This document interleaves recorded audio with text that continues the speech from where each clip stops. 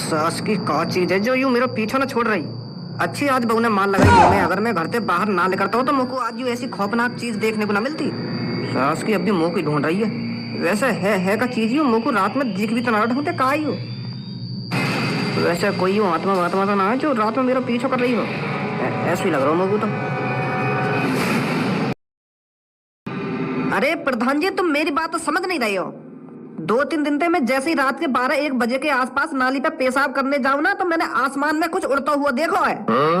और वो जैसे मेरी चांद के ऊपर आ जावे ना तो मेरी चांद पे इतनी जोर जोर से फूंक मारा जैसे कहीं ने पंखा चला दिया हो।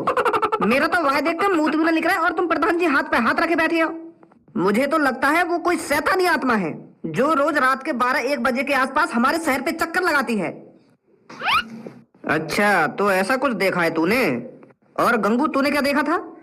अब प्रधान जी कैसे बताऊं मैं तुमको, तुम पता ना मेरी बात पे भरोसा करोगे या ना करोगे। वो क्या है ना प्रधान जी, कल रात मेरी बहू से लड़ाई है गई। और वो जो लड़ाई हुई गई रात के 1-2 बजे के आसपास हुई। और वो लड़ाई या बात के ऊपर हुई क्योंकि मैं अपनी बहू से सांझ के 6 बजे तक कह रहा हूँ कि मेरे लिए कुछ खाने के लिए बना दे, खाने के लिए बना दे। तब मुझको ऐसे कहते कहते रात के 12 बज गए। और वह मेरी सास की थे मुझको 5-6 घंटा है गए कहते कहते कि मेरे लिए कुछ खाने को बना दे, खाने को बना दे, मुझको भूख लग रही है। और वो अपने मोबाइल में मगन पता ना कौन सा नाटक देख रही। तो फिर मैंने गुस्सा में आकर वाकी गांव पे एक डंडा मार दिया। और फिर मेरी बहू गुस्सा में देखे मेरी तरफ और गुस्सा में देखती देखती किचन की तरफ जावे। तो फिर आध पौन घंटा में मेरे लिए दाल रोटी बना के लावे। तो प्रधान जी तुम यकीन न करोगे बिल्कुल भी, जैसे ही मैंने रोटी का टुकड़ा एक अपने मुंह में डालो है ना तो वहां में नमक ही नमक, सास की जहर कड़ की सब्जी। तो फिर मैंने गुस्सा में आके वाके एक चांट लगा दिया।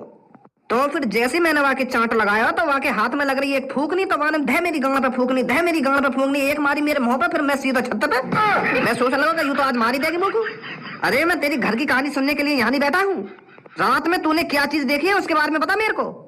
तो मैं वही के बारे में तो बता रहा हूँ प्रधान जी। तो फिर मैं जैसे छत पे पहुंचा ना तो वहां से स्टार्ट हुई है वो चीज जो मैंने देखी गई रात में। तो फिर रात के 1-2 बजे के आसपास मेरी बहू ने मुंह पे फूकना ही फूकना बजाया। मैं छत पे डर के मारे, क्योंकि हमारा एक ही कमरा है ना तो मैं वहां के बगल में सो ना सके, वहां से मुझको डर लगने लगा तो मैं छत पे सो गया। तो फिर मैं छत पे जाकर जैसे ही सोया हूँ बस 10 मिनट के लिए मैंने अपनी पलक झपकाई होंगी तो फिर मेरी चांद पे एक संग ठंडी ठंडी हवा सी लगने लगी। तो फिर मैं मन ही मन में सोच रहा हूँ कि अभी तो मेरी बहू मेरी गांव पे डंडा बजा रही तो यहाँ मेरे मुंह के सामने पंखा लाके कैसे रख दियो। खूब तगड़ी हवा लग रही मेरे मुंह पे। तो फिर मैंने अंदर ही अंदर मुस्कुराया कि माफ कर दियो देखे मेरी बहू ने, अब मैं नीचे ही जाऊं सोने। तो जैसे ही मैंने आंख खोली, फिर क्या हुआ जैसे तेने आंख खोली? तो फिर जैसे ही मैंने आंख खोली ना तो मेरे मुंह के ऊपर कारी कारी पता ना का चीज उड़ रही और मेरे मुंह पे इतनी तगड़ी हवा मार रही तो मेरा मुंह लेकर वो खाट पे पड़े पड़े और सास की ऐसी आवाज निकाल रही, ऐसा ऐसा करके आवाज निकाल रही। तो फिर वह देख कर मेरा मुंह लेकर है और मैं खाट पे उठाऊंगा और एक संग छत से नीचे कूदूंगा अपनी बहू करे। मेरी बहू भी घबरा गई जैसे मैं नीचे कूदा और मैं भी घबराया हुआ हूँ कि यूं का उड़ रहा मेरे ऊपर। तो फिर मैंने और मेरी बहू ने जैसे दोबारा छत के ऊपर देखो ना तो वो पता ना कौन सी शैतानी आत्मा है वो पप्पू के घर में ही उड़ गई। तो ऐसा कुछ दिखा है तुमको रात में? शेरा तुमको क्या लगता है कितनी सच्चाई है इनकी बातों में? अगर वो एक ही चीज बहुत से लोगों को देखी है तो कुछ ना कुछ गड़बड़ है, सच्चाई है इनकी बातों में। पर मैं ये यकीन से नहीं कह सकता कि वो कोई शैतानी आत्मा है।